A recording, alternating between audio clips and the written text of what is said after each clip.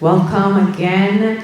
We are gearing into becoming a civic leader, training the next generation of leaders. To my left, I am so honored to present Chief Brianna Miller of the Community Engagement Cabinet. And we'll let her take it away from here. Thank you so much. How's everybody feeling? Good.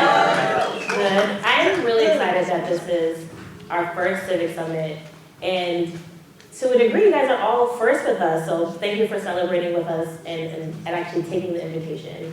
So appreciate everyone here. So, good afternoon, everyone. My neighbors, my community leaders, doers. I'm Brianna Bourne, as mentioned. I'm the Chief of Community Engagement for the City of Boston and for Mayor Wu, which basically means everyone in here is my boss if you live in the city. So thank you for joining me today.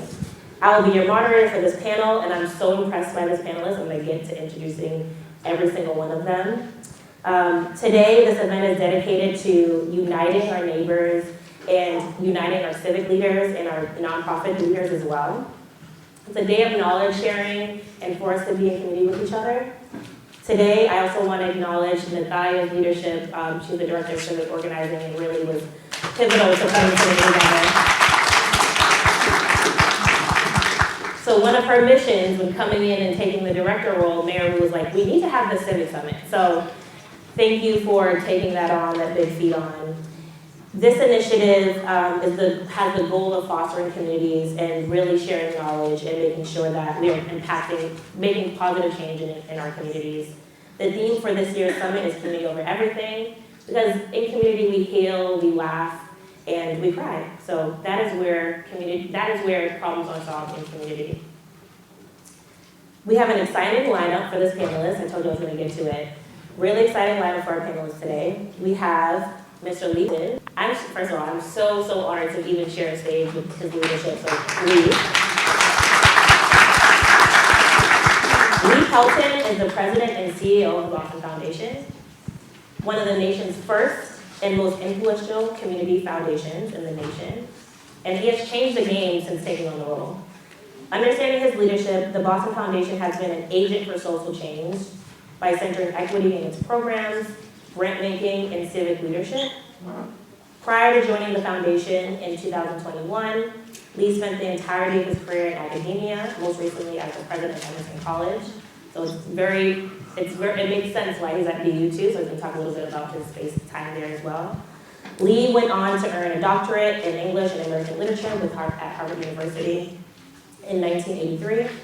Today, he's proud to call Boston home and considers his role at the Boston Foundation to be a calling, one that him and his team can improve lives and strengthen communities right in Boston. So thank you, Lee, for joining us today.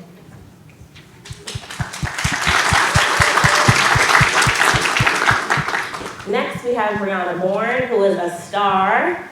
Brianna is the first generation Jamaican American, and she's a Boston Public School alum. Shout out to that. Boston Public School alum.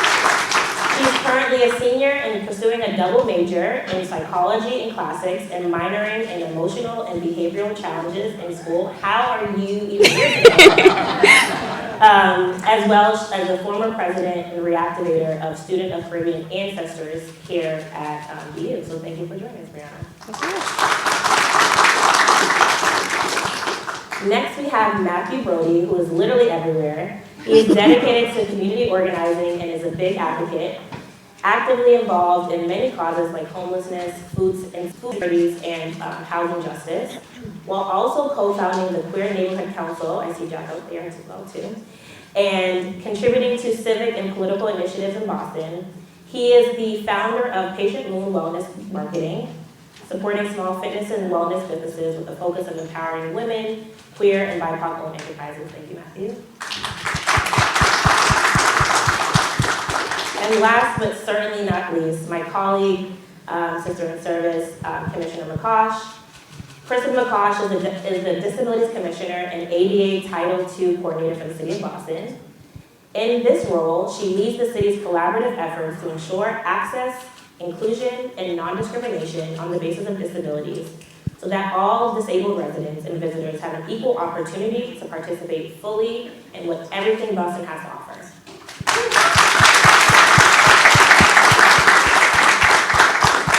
So again, thank you all for joining. Again, I feel so honored to be on the stage with people that are have started so much and are contributing so much to Boston. And I want to start off with the first question, where you're able to also talk a little bit about yourselves. But the first question is, how did you become involved in civic engagement? And what motivated you to take a leadership role in your respective field? And also talk a little bit about yourself and the answer as well. We'll start off with Lee. Thank you. Thank you. It's a real pleasure to share the stage with you, actually. And I want to thank all of you who are here, took time out of this beautiful day to come and listen to us say a few things. So I grew up in a foreign country called Kansas. How many of you been to Kansas? Well, that's more than I would have thought. So I grew up in Kansas, and Kansas was not as large as Boston, actually, about 600,000 people. When I grew up, it was much smaller than that. And I grew up in the shadow of the Civil Rights Movement. And I was touched and influenced by that movement, particularly by the young black radical part of the movement, which I did. The fun part. The fun part. And I also grew up in a world that was deeply segregated around me. I grew up in a house that didn't have indoor plumbing until I was 6 years old. And I grew up in a black enclave in a predominantly white city.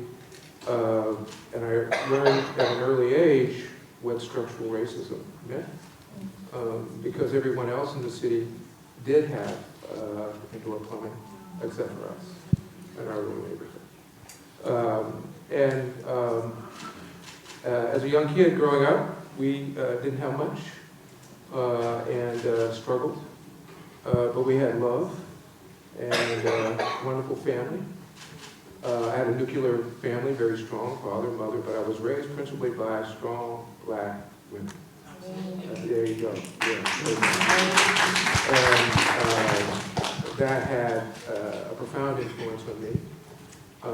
And the influence was that it was my obligation to give back to folks, and on behalf of folks who had even less than I did growing up. Thank you. Brianna? Thank you. So I grew up in Mattapan, and I come from people, of course, thank you. And both of my parents immigrated here from Jamaica. So growing up, Sunday morning cleaning, you're gonna hear that Jamaican music all the time. But all the time, at least from middle school to high school, I was just somebody who, even though I was born in Boston, I was raised to very appreciate the Jamaican culture and also Caribbean culture, as being in Mattapan, surrounded by Caribbean. And also, even in some of my schools, there's other Caribbeans, and also how that community intertwines with also the whole community of Boston. And as I got to BU, and I graduated high school in 2020, so coming into college in 2020 wasn't the funnest thing, but it was very isolating at that time. And me living on campus kind of by myself, sometimes I was like, oh, I kind of miss that Caribbean culture. I miss the Caribbean food. Like, I need some oxtail somewhere. But just being on campus, sometimes I kind of felt isolated in that aspect of not really having a community. And for me, I would say that I grew up as I still am kind of a shy and reserved person, but others in the community also felt this way, and that they didn't really have that Caribbean community. And so we came together, we said, what can we do to make that change? And so I feel like something that was really important was just not only us having each other, but how could we grow this community? And so from there, they were seniors at the time, so they knew, and I think I was a sophomore, and they let me know, I'll help you every step of the way, and we could start this club and get a community on campus. And so now, Students of Caribbean Ancestry is now reactivated on campus, and now our first meeting, thank you. And our first meeting was actually in this room, and it was almost as filled as here. And it was just people who aren't from the Caribbean, who are from the Caribbean itself, people who have immigrant parents all coming together to appreciate that culture. And that was a time I just really recognized that how many people, you might not be from the Caribbean or even be Caribbean yourself, but it's still, you could come as a community and appreciate the culture. Yeah, thank you.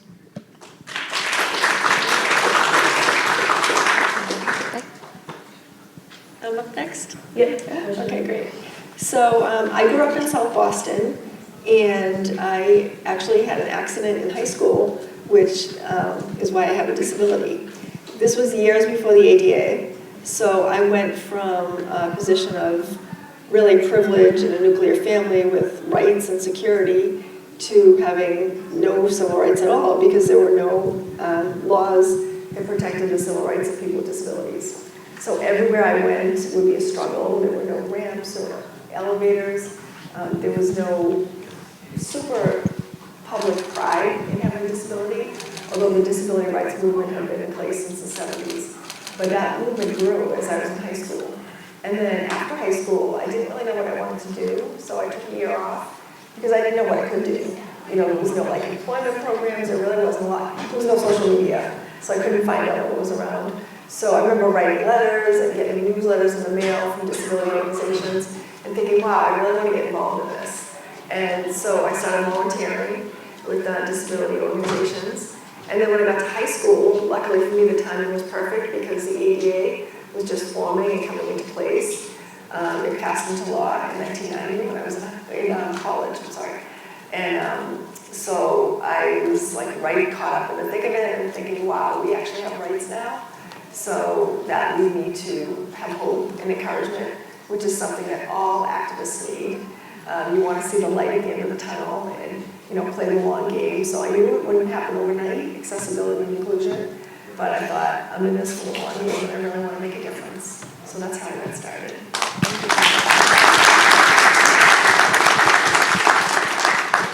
Matthew?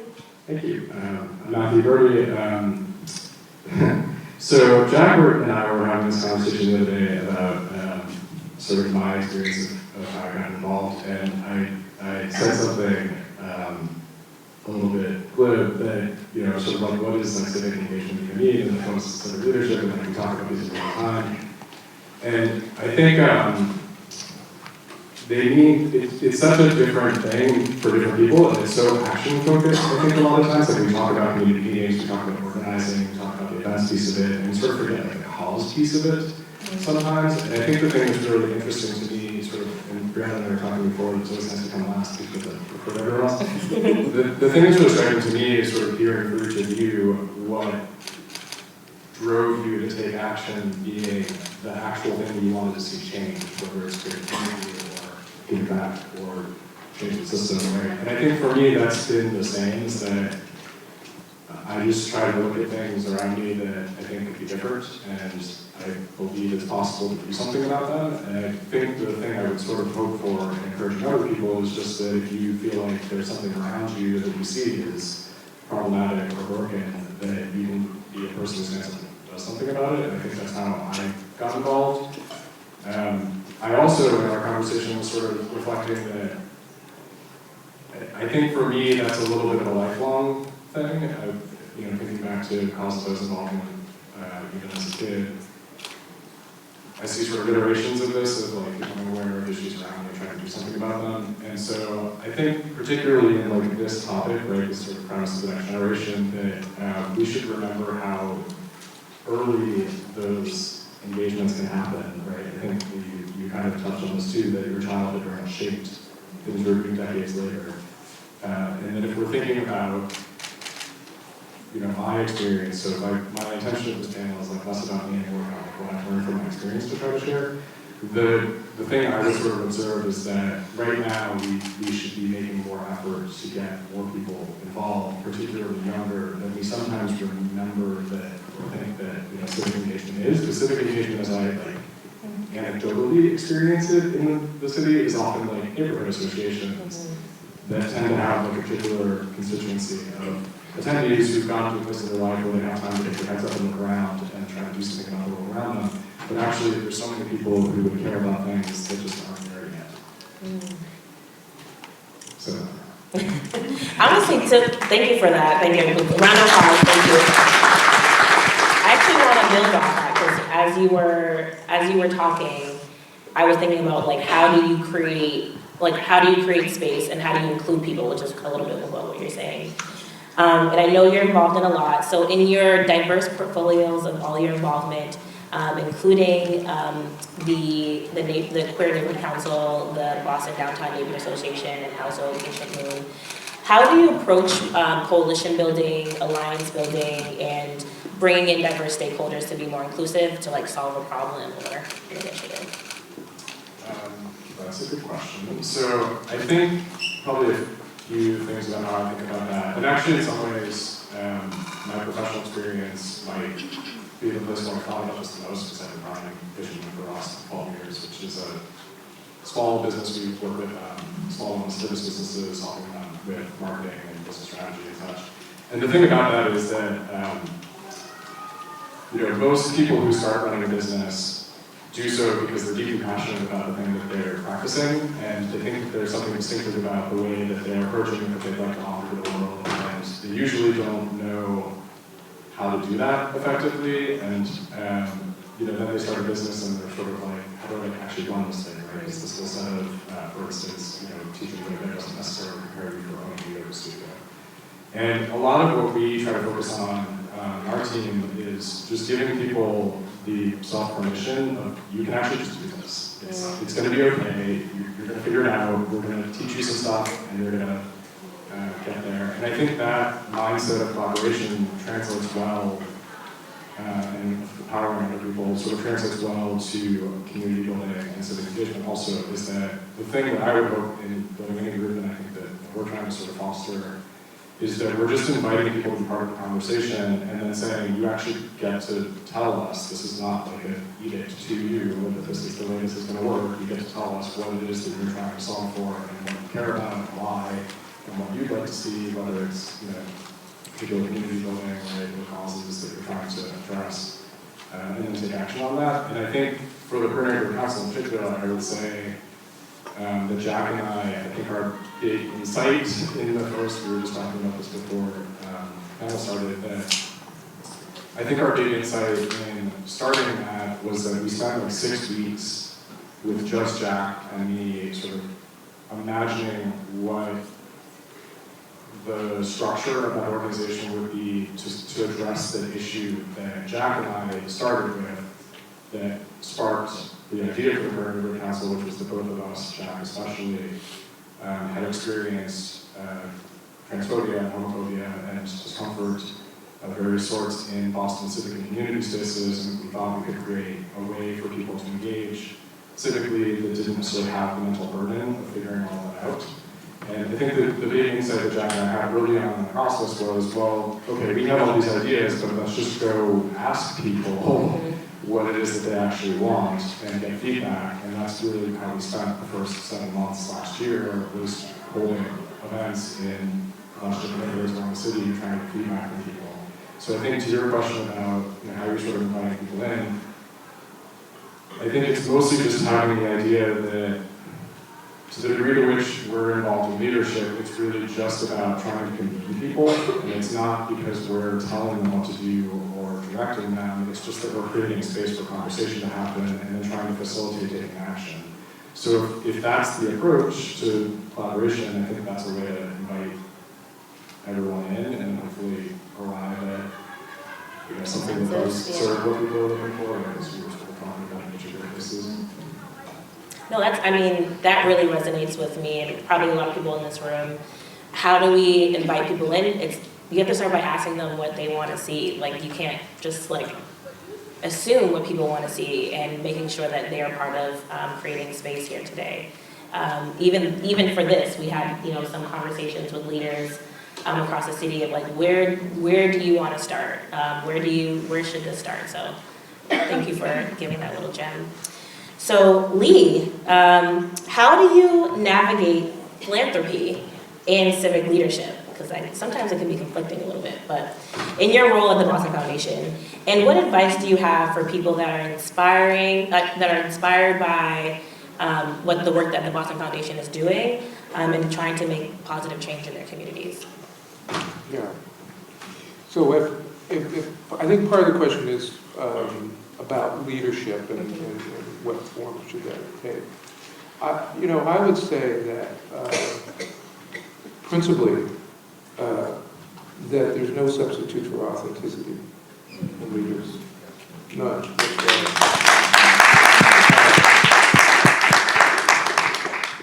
And another trait of, I think, of great leaders is their vulnerability. We don't talk about that much, but I think that's exactly what it is. I'll give you a little story. So during the week after George Floyd, what I call the legalized lynching, in 2020, I was struggling with, as a president, what to say, what to do, because it had been my custom, in fact, to speak out on issues outside of the colleges and universities where I worked.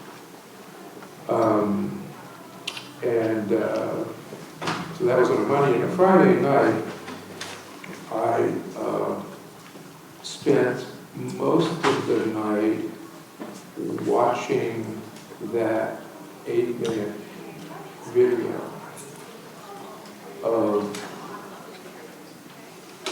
Detective or Policeman Shaw's on Mr. Floyd. Watched it over and over and over again. And then I turned on the television, or this microphone, turned on the television, and I was watching television, and America was on fire. I'm going to speak up, because I'm losing it somehow. America was on fire. And so I was struggling with what to write. I was receiving the next day several sort of formulaic emails from students, principally white students, asking me, taking me to task because I hadn't said anything at that point. And I finally wrote back to one student and I said, can you imagine how someone like me, being implicated in what had actually happened, how I might be struggling with what to say? And then I wrote to him and I said, this is not my problem, this is your problem. And until you change, this will stay the same. Based on that, I wrote really an essay to my kids, 3 kids, called America is on Fire. And I began it by saying, I am writing to you today as a black man.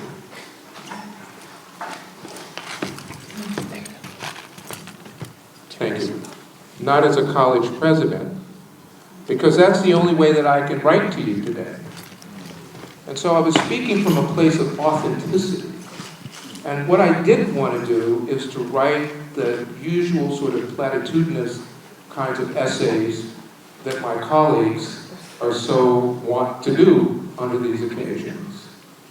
And that essay, which began with authenticity, ended with my own vulnerability, sprouted wings, and between 5 to 7 million people read it across the world. And one of the things that it did in Boston was to open the door for other leaders of color to step forward and say, this is my truth, because I had spoken my truth. I had spoken my truth. So for me, there is no substitute for authenticity in leadership. And I would encourage all of you who are thinking about leaders to remember that, to be authentic, to preach and share your truth, and be open to vulnerability, and you'll become all great leaders, I believe. Thank you.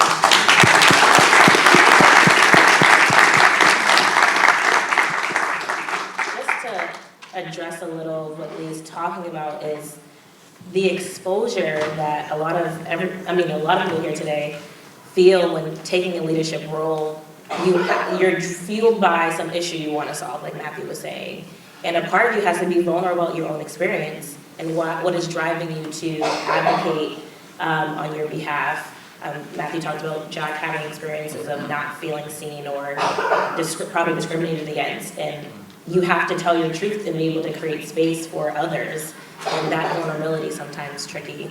To Brianna's question, you successfully reignited Broude Soca. Can you talk about what that experience was like for you?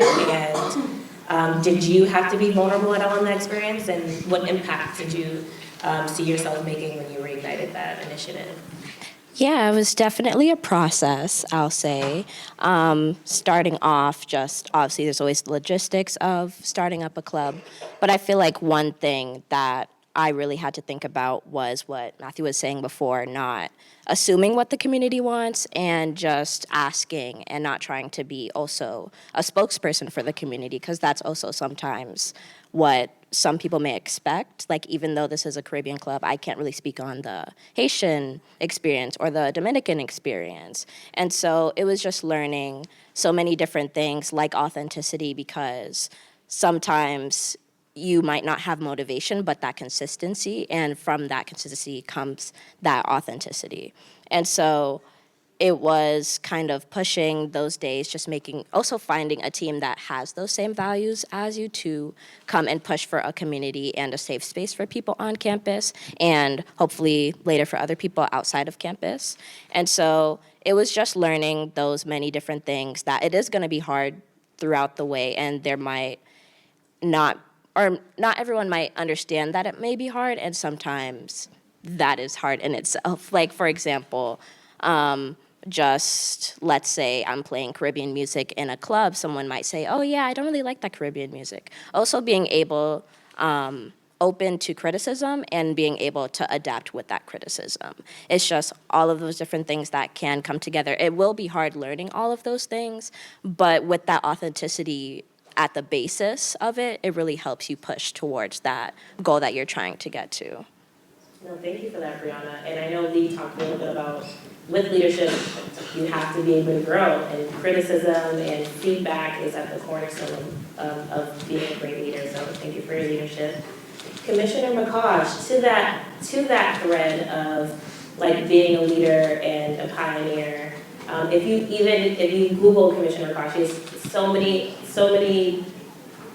things that you have accomplished, and it's important to know like how you got there. And do you have any recommendations for people that are trying to be pioneers in their space and making sure that we're centering the disabilities community in every conversation, and just a little bit of your lived experience and how it will help shape how we're thinking about creating space as civic leaders? Yeah, absolutely. So thank you for that intro, but I would say that there were so many pioneers before me. I'm sort of like a middle generation of disability activist, and the disability rights movement really followed on the heels of the civil rights movement, the women's movement, and the motto has always been nothing about us without us. And that's really key, because that kind of sums up what everyone is saying, So what we do is we want to make sure that people with disabilities are in every conversation, because for years and years, decisions were made about our community. The disability rights movement, the disability in general, has different models, and for years we succumbed to the medical model of disability, which sees people with disabilities as patients who need to be cured. And then, in the 80s and 90s, the social model emerged, which says, well, I don't need to be cured, I don't need to be fixed, but put a ramp in and I can go into the building. So it gets the responsibility off the person and puts it onto society to be inclusive. So my work really focuses on that inclusion and access. Now, 34 years after the ADA, there is a lot of accessibility, certainly not perfect, but we can sort of count on that in like public spaces and businesses and things like that, but really getting to inclusion is a big piece now. So we work with community groups, we do training, we do outreach. My outreach and inclusion specialist is here today, Colleen Flanagan. She does a great job.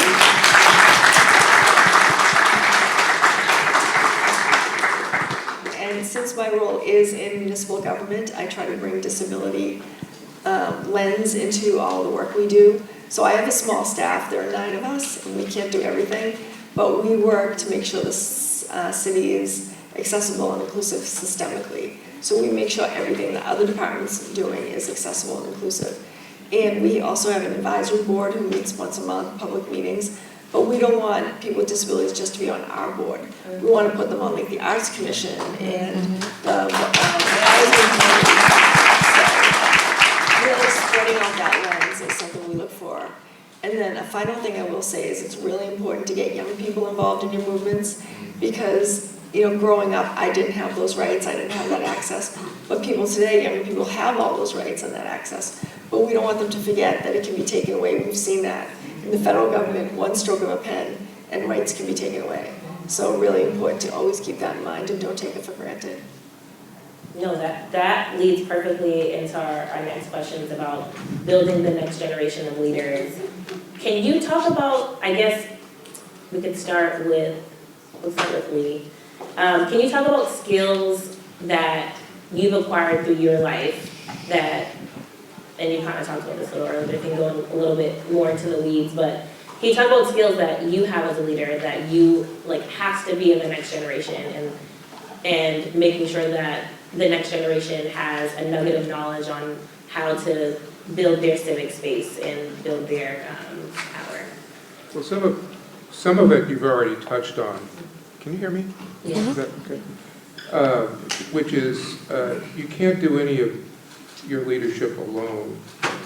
And you have, you know, I'm an idea person. I have ideas in the middle of the night, but there's, as some people here will attest, because they have to hear it. But there's no idea that I've ever had that hasn't been improved by being in conversation with others. Never, ever. We think around the clock. So, you know, you have to bring, for instance, you shouldn't see staff as something to be managed, but you should see staff as a talent pool.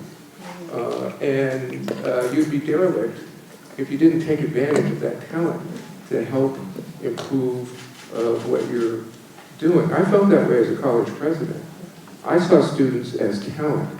I've often called upon students to help me solve problems that the deans could not solve, you know, and to put into place programs that the deans, for a variety of reasons, could not put into place. So I think that's, you know, that's the principal thing, is be sure to seek out advice. You have to be a good listener, and you have to be an active listener, and ask a lot of questions, which I do in a sort of Socratic way. You have to, you know, I think you have to do all of those things. The formula for leadership success is really 3 things, and all 3 of them have to be in operation at the same time concurrently. The first is what we call a vision. You know, the prophet Isaiah said, without a vision, the people will perish. And that's absolutely true. So you have to have a strategy or vision. You have to have resources, and you have to have leadership. All 3 of those have to be in play at the same time. You remove one of those out of the 3, you're not going to succeed. So from a kind of formulaic point of view, I would say think of that triad as your North Star in terms of what you're trying to achieve. So vision, leadership, resources.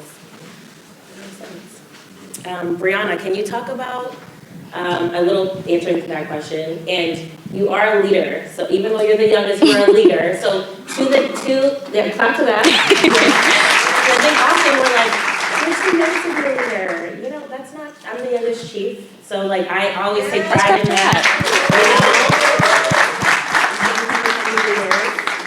So can you talk about maybe, since you're the former president, maybe can you talk a little bit about how you instill into, you know, other students, like what are skills that you want to make sure other students have when they're trying to start their own initiative or push for something on campus? Yeah, I feel like it goes back to that authenticity and definitely that vision and having people to support you. I feel like in terms of resources, it could also be in terms of support. Like when I was starting the club, I did have a vision, but also you really do need to talk things out with people. And so just going to different members of the community and just even other students who are in a position like you in the moment really helps. And yeah, I think one main thing is just authenticity for me, because even as I was helping the next president of SOCA now, it was kind of seeing that authenticity and seeing that vision in him as well, and just also helping him with those resources that I may have felt like I don't have. So I feel like for the next generation after me, even, it's taking the resources that I have and instilling it into them. Because I've taken this time to learn, why should I have them like sit there and learn that all over again? It's kind of helping that next generation and being that resource for them. That is something that is really important to continue these things that different leaders have helped bring up to this time. Like even on campus, the Nigerian Student Association was starting at the same exact time as me. And we were just bouncing off each other and just, what resources do you have? What resources do you have? And just being able to talk that out with somebody, but also seeing that vision to get to was something that was really important.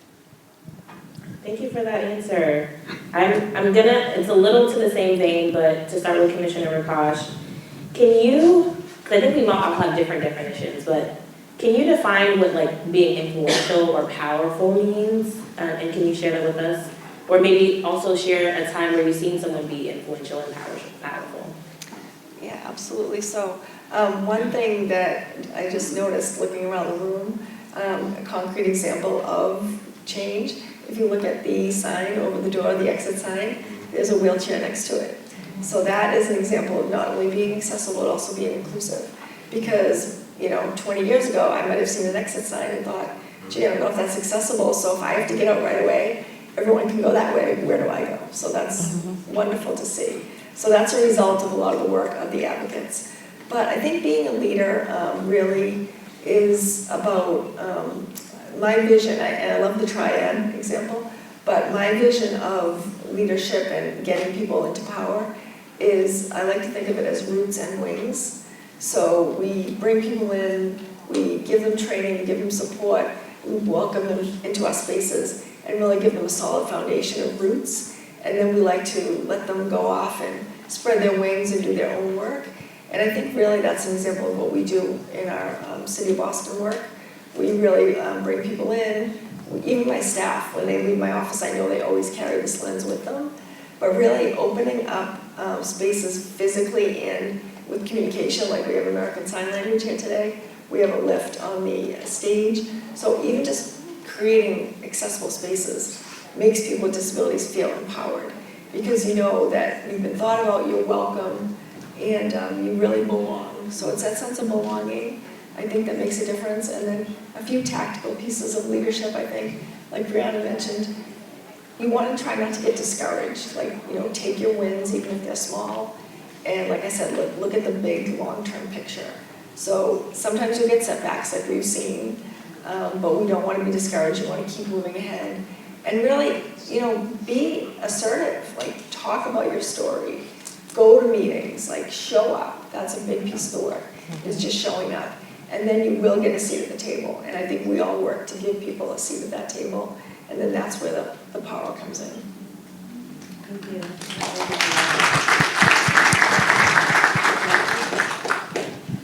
So adding, again, to build on all the things that you said, I think definitely would predominantly, most of all, I think co-sign the notion of collaboration and the idea that you're looking to others to weigh in is sort of the key piece in my mind of leadership. And I think part of that, to the point you made about the students being able to solve problems that the deans maybe couldn't, is that I think I'd sort of say two things. One is that I always think about something actually a yoga teacher I know used to say about practicing accurate self-assessments, that you try to be self-aware of what you're capable of and what's appropriate for you, and then you look for opportunities to collaborate with other people who fill in the gaps, because this is never going to be a thing you do alone, right? You can be, even if you're sort of nominally in a leadership position where you're in charge, you're always trying to get other people to collaborate and work with you. That's always the effort. It's always a team environment that you're ultimately after. And I think, to that point, I wanted to say too about this sort of question that you posed to Brianna, that, we should remember there's really no prerequisite or particular pathway that you have to take to be a leader, right? There's not some like bar where you're suddenly like, and now you're like leader ready, right? It's just about whether you can kind of show up and have the mindset that it's possible for something to be improved and that you can be part of sort of coordinating the resources and the people around that. And I think to this question that you asked as sort of a follow-up about power, especially, I think about that, so often I think, especially now, because of national politics, we've sort of gotten like habituated to this idea that power is sort of like gatekeeping and holding resources and like being able to control what people have access to. And there is a degree to which obviously that is powerful and influential, but it's very unstable, both because you're going to get people fighting against you, and I think, as you were sort of saying also, that sort of power is sort of also easy to take away from the people who might wield it inappropriately. But what is actually very powerful is if you can motivate people to take action with you. So instead of you being by yourself with some, resource that you have at your disposal, whatever it may be, if you're able to get people to want to be part of that and to join and to make a movement out of it, then that is really ultimately much more effective than just trying to sort of hoard the little bit of limited resources that you might have had to begin with. And I think a lot of that comes from having that mindset, as you were saying, Brianna, about just looking at what other people are going through and saying, well, wait a second, I've been there before. Like, let me share this knowledge with you, let me share this context with you, let me introduce you to this person, let me show you how we did this, right? And just having that open mindset that it's not a zero-sum, that somehow, you're going to be disadvantaged if other people also get resources, right? That everyone's going to grow with that together. Yeah, that's all I'm saying. Thank you. I just want to say, to summarize, that the most effectively powerful people are those who share power.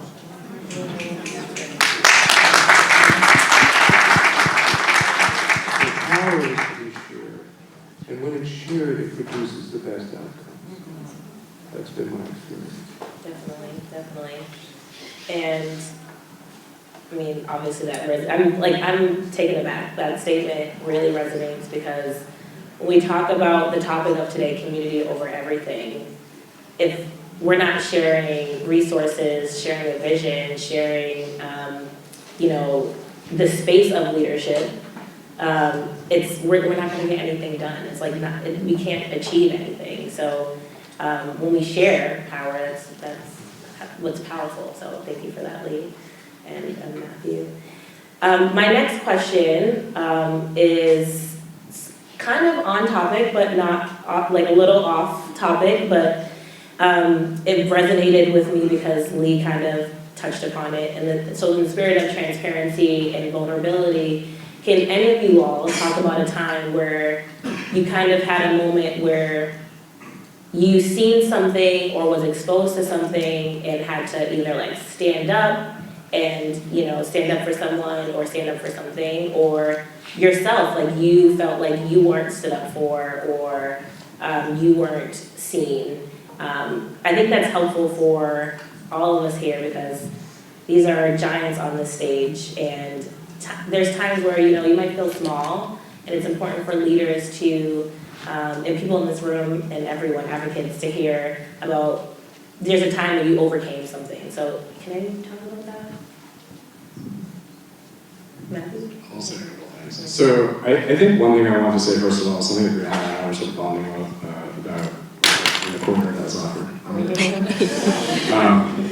Sorry. Thank you. rebutting around the corner before the session is that I think people probably observe what I'm doing who don't, even people I think who know me well actually, and they're sort of like, oh, like you're always like, you know, at events and speaking and organizing things, whatever, and like assume that this is like a thing that is comfortable and natural, and it's not by any means. I have to like throw myself over the hump every day to do this. It's like awful sometimes, right? Like, I help, like many people, I'm not like predisposed to public speaking or being in community spaces, or even meeting people. I'm by nature an introvert, and yet I do all these things. And so I wanted to say that partly in your question, just in this context of like civic leadership, is that if you sort of feel like, yeah, okay, well, that's great, but like I'm not going to be the person to do that because I don't want to be the person who's out in front of people.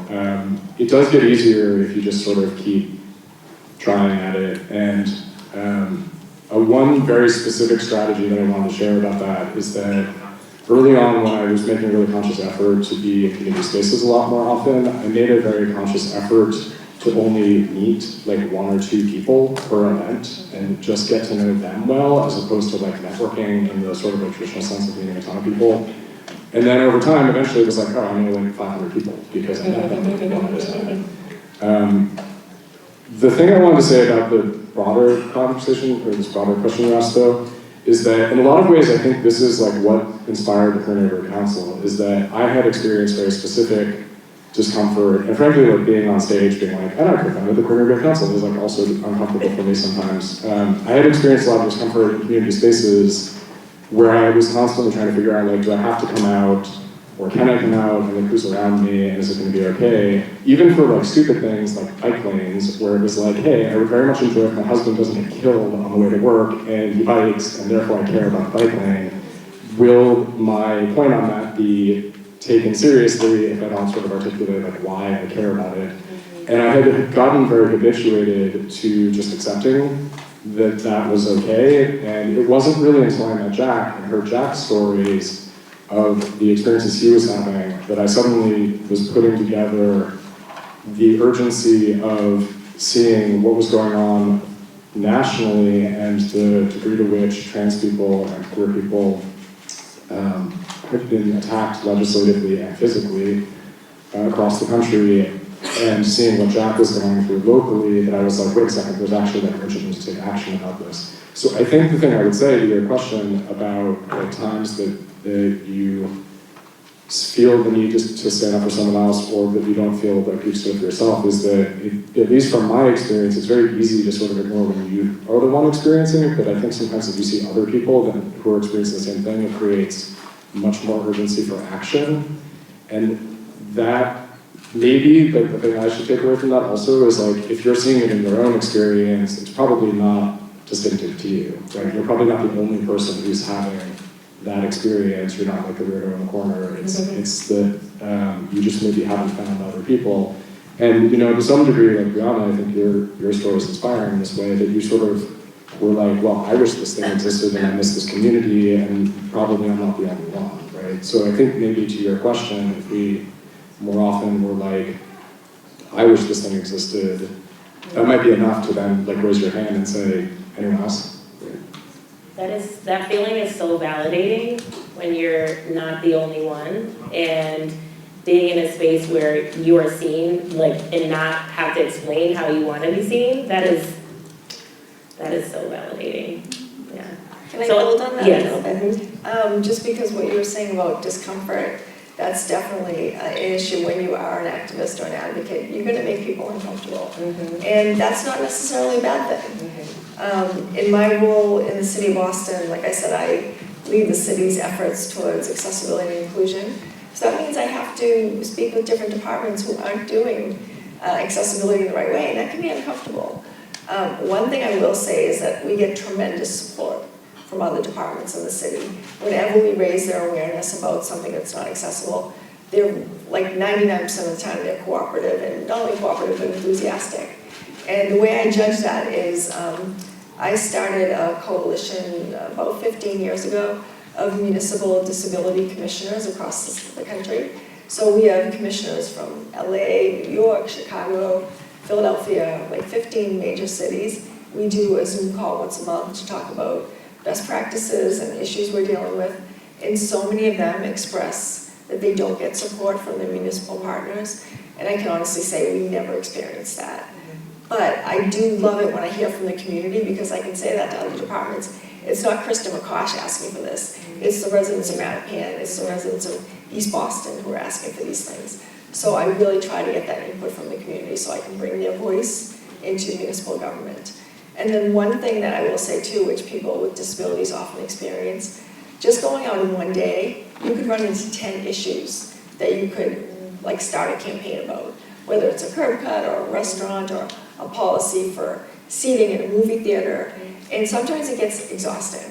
So really I would say like pick your battles and try to compartmentalize. Like if you're out going to dinner and you run into an access barrier, like you don't have to fight it right then and there, like you said. It's kind of like you really want to pace yourself and not get worn out by the constant struggles, because they can be constant and they can be uncomfortable. But I would say pick your battles, and it's always easier when you're fighting for someone else. That's why I love my job, because I get to fight for everybody else. It's not about me. And I do want to give a shout out to Lee, because we got a grant from the Boston Foundation a few years ago, and that allowed us to do a campaign talking about bike lane safety for people with disabilities. So, thank you. I've been giving the flag, but I can't break this panel up until I also, I want everybody to say their closings, but having Lee here and having his leadership at such at an organization that's really at the intersection of making so many changes, involved in disabilities and in racial equity and so many of the things that is pushing Boston forward. I'm going to give you the last question and then everybody can do their closing, but Lee, you can talk about right now, what is the importance of role of like institutions and like colleges and foundations and the city right now to make sure that we're walking in the right direction. Well, let me say two things. One is we have a profound obligation, whether at college or university or the Boston Foundation or some other organization. And at the Boston Foundation, we would place equity in the center of everything that we do. 4 years ago, I would have to talk to people about the difference between equity and equality, but now I think we all understand it, that equity is about equal outputs and equality is about equal inputs. And those are two very different ways. I will say this, that the capacity to listen is important. And so I'm going to stop, because there are two men on the stage and two women.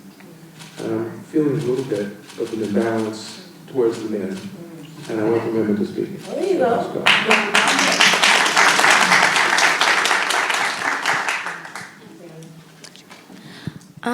I would definitely go on what you just said about listening and already just taking that action to sometimes stop yourself and listen to what others have to say is something that is really important, because you, again, like we were saying earlier, you can't really assume what people want and just push initiatives on them and just hope that everything will be okay. It's kind of listening and being accessible to everybody as you can, and I feel like just taking that along with authenticity is just a powerful combination that will help not only motivate yourself but motivate other generations to continue. Yeah. Thank you, Brianna. Commissioner? Yeah, so in summary, I would just say really taking points from everybody on the stage. Like you were saying, Matthew, we don't know everything. I certainly don't know everything. I hire a great staff, and I always say they make me look good. Mm-hmm. They're the experts in their fields, and I want to learn from them. Mm-hmm. So it's definitely about sharing information, sharing knowledge, sharing the power. I'm the leader of my department, but I certainly don't lead every meeting. I throw that to my staff. Colleen's actually leading our campaign with the funding from the Boston Foundation on pedestrian safety for people with disabilities. She's doing an amazing job of that. So sharing the power, sharing your knowledge.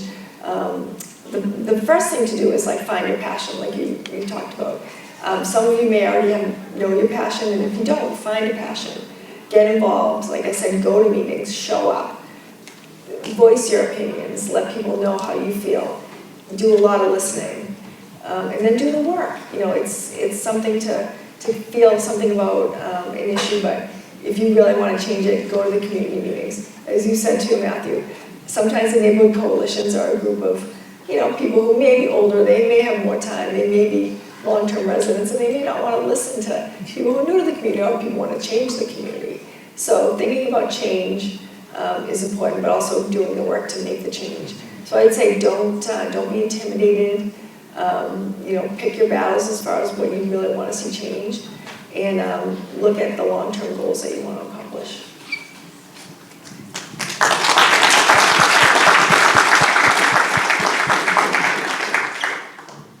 Okay, so I'm getting tapped. So thank you all for joining, but before we disperse, I want to acknowledge these great leaders here today by a little token of our appreciation.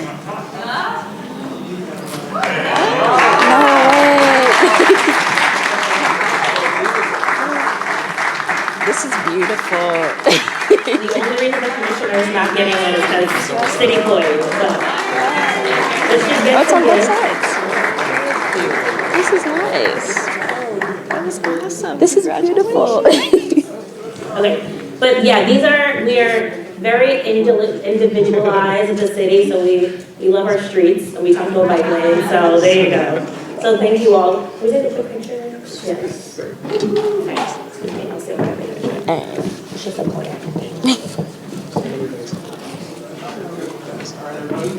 All right. 3, 2, 1. One more. 3, 2, 1. Raise it up with your heads. Oh, wow. I don't want to block you. Yeah. Thank you. And I'm sure everyone's going to hang out after to ask the commissioner and these folks a question. So thank you for joining.